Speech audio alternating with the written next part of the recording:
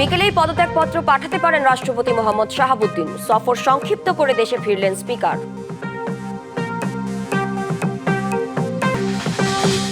ছুটির দিনেও গ্যাসের জন্য হাহাকার। রাজধানীর পাম্পে পাম্পে দীর্ঘ লাইন, চরম ভোগান্তি, ব্যাহত কারখানার উৎপাদন।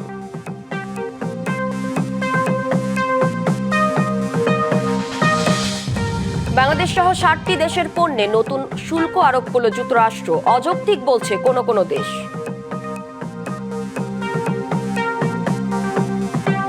বিকেলের মধ্যেই স্পিকারের কাছে পদত্যাগপত্র পাঠাতে পারেন রাষ্ট্রপতি মোহাম্মদ শাহাবুদ্দিন। সফর সংক্ষিপ্ত করে স্পিকারের দেশে ফেরা রাষ্ট্রপতির পদত্যাগের সম্ভাবনাকে আরও জোরালো করেছে। দুপুরে নির্ধারিত সময়ের 2 দিন আগেই থাইল্যান্ড থেকে দেশে ফেরেন স্পিকার হাফিজউদ্দিন আহমেদ। এদিকে রাষ্ট্রপতির পদত্যাগ ইস্যুতে গুজবে কান না দিতে আহ্বান জানিয়েছেন বিএনপি মহাসচিব মির্জা ফখরুল।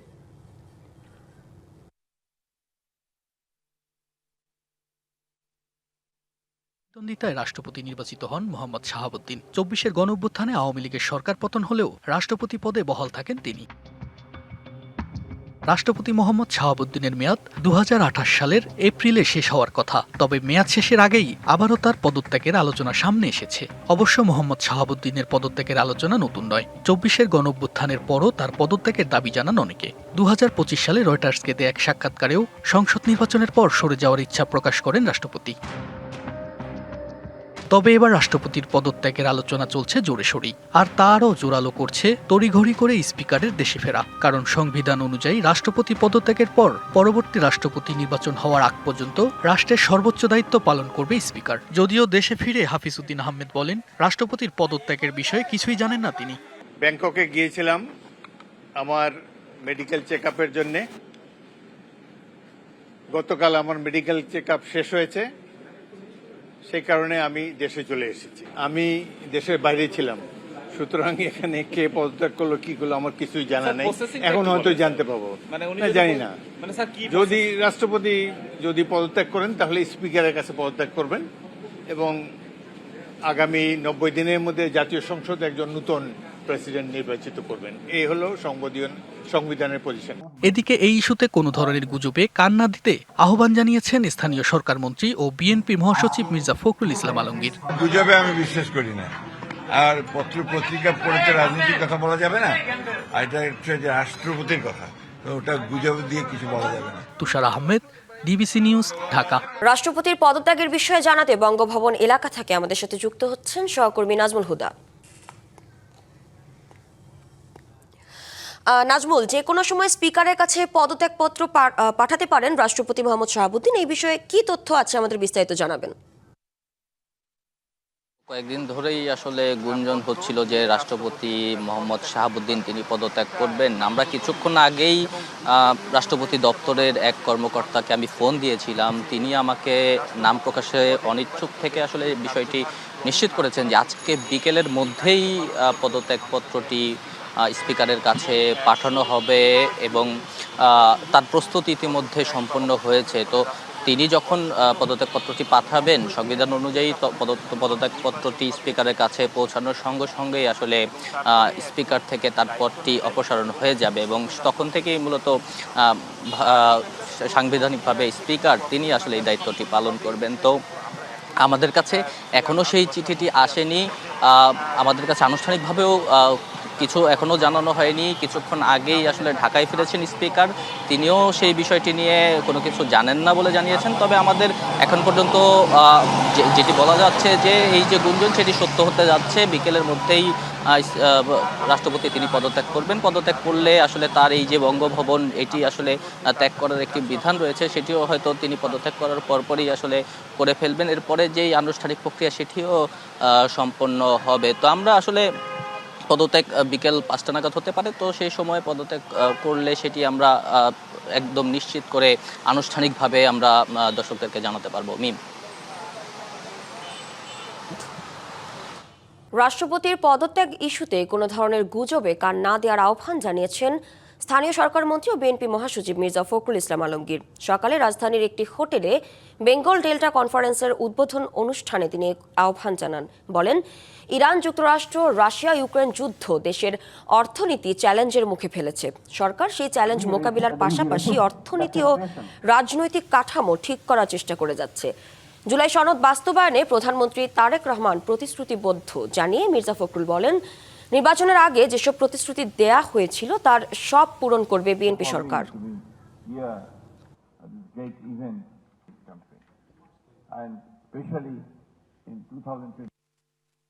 কথা গুজবে আমি বিশ্বাস করি না। আর পত্র পত্রিকা পড়ে তো রাজনীতির কথা বলা যাবে না, আর এটা হচ্ছে যে রাষ্ট্রপতির কথা, তো ওটা গুজব দিয়ে কিছু বলা যাবে না। নৈতিকতার প্রশ্নে কোনো আপোষ নয় বলে মন্তব্য করেছেন জামায়াতের আমির ডাক্তার শফিকুর রহমান। সকালে রাজধানীর কাকরাইলে জামায়াতের রুকন সম্মেলনে তিনি এ কথা বলেন। আরও বলেন, ফ্যাসিবাদ আমলে যত লোক নির্যাতনের শিকার হয়েছে এবং পঙ্গুত্ব বরণ করেছে তাদের সবার দায়িত্ব নেওয়া সরকারের নৈতিক দায়িত্ব। যারাই শহীদ হয়েছেন, গুম হয়েছেন, পঙ্গু হয়েছেন, তাদের সকলের দায়িত্ব নেওয়া সরকারের নৈতিক দায়িত্ব। তাদের সকলের দায়িত্ব নিতে হবে, তাদেরকে সম্মানিত করতে হবে। বেঁচে আছে যারা, তাদের চিকিৎসা এবং পুনর্বাসনের যথাযথ ব্যবস্থা করতে হবে। বিএনপি জুলাই সনদ বাস্তবায়ন না করে দেশকে সংঘাতের দিকে ঠেলে দিয়েছে এমন মন্তব্য করে জামায়াতের সেক্রেটারি জেনারেল মিয়া গোলাম পরওয়ার বলেছেন, সংখ্যাগরিষ্ঠতার জোরে কর্তৃত্ববাদী মানসিকতা সৃষ্টি হয়েছে বিএনপির। নীলফামারীতে শিক্ষা শিবিরের সমাপনী অনুষ্ঠানে এসব কথা বলেন তিনি।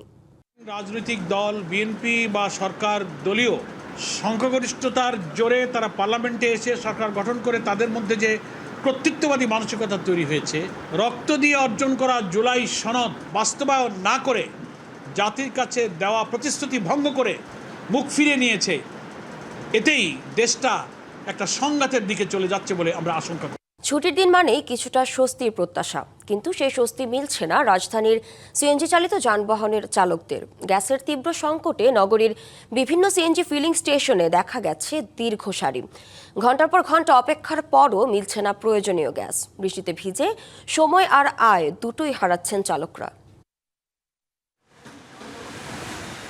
ছুটির দিন, সড়কে যানবাহনের চাপ তুলনামূলক কম, কিন্তু রাজধানীর সিএনজি ফিলিং স্টেশনগুলোতে যেন ভিন্ন এক চিত্র। কোথাও পাম্প বন্ধ, আবার কোথাও গ্যাসের আশায় দীর্ঘ সারিতে দাঁড়িয়ে সিএনজি চালিত অটোরিকশা ও প্রাইভেট কার। বৃষ্টিকে উপেক্ষা করেই ঘন্টার পর ঘন্টা অপেক্ষা চালকদের। অনেকের অভিযোগ, 3 থেকে 4 ঘন্টা লাইনে দাঁড়িয়েও মিলছে না পর্যাপ্ত গ্যাস। আগে যেখানে একটি সিএনজি চালিত অটোরিকশায় প্রায় 300 টাকার গ্যাস নেওয়া যেত, এখন সেখানে মিলছে মাত্র 50 থেকে সর্বোচ্চ 100 টাকার গ্যাস। বেশি বিপাকে ভাড়ায় চালিত অটোরিকশা ও রাইড শেয়ারিং চালকরা। ট্রিপ ও দৈনিক আয় দুটোই কমেছে।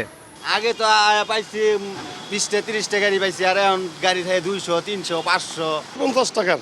এইতে কি চালামু আর কই যাবো কোন? এইভাবে তো আমার সংসার চলবো না।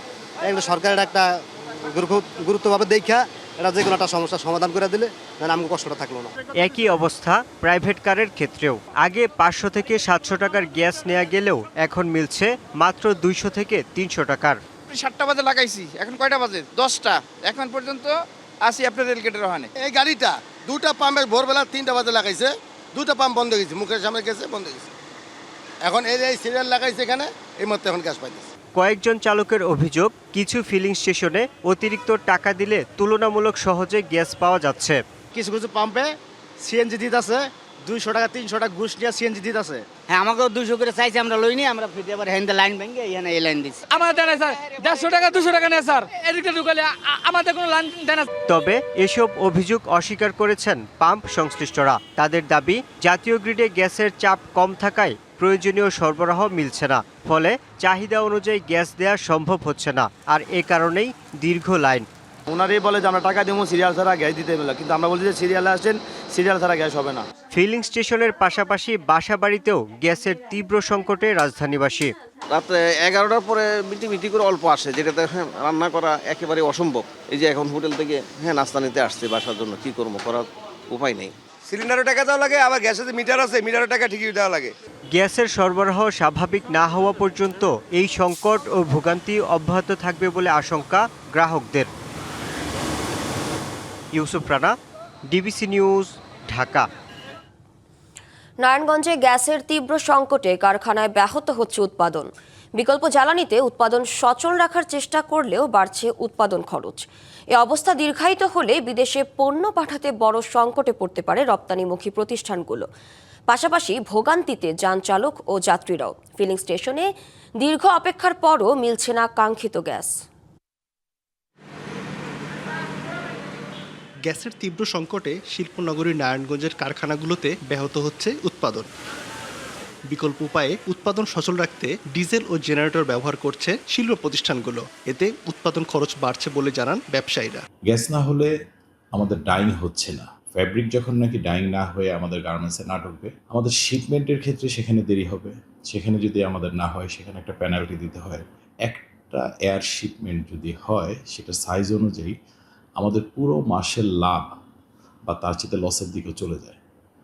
তো gas is a very important thing. Gas সংকট আরও তীব্র হলে উৎপাদন ঘাটতির কারণে নির্ধারিত সময়ে বিদেশি ক্রেতাদের কাছে রপ্তানি চালান পাঠানো কঠিন হয়ে পড়বে, এমন শঙ্কার কথা জানান বিকেএমই এর প্রেসিডেন্ট। সংকটগুলির কারণে আমরা যে ক্ষতিগ্রস্ত হচ্ছি, অর্থাৎ যদি শিপমেন্ট ডিলে হয়, শিপমেন্ট যদি এয়ারে চলে যায়, তাহলে দেখা যাবে যে টোটাল ভ্যালুর 50 to 60% আমার নাই।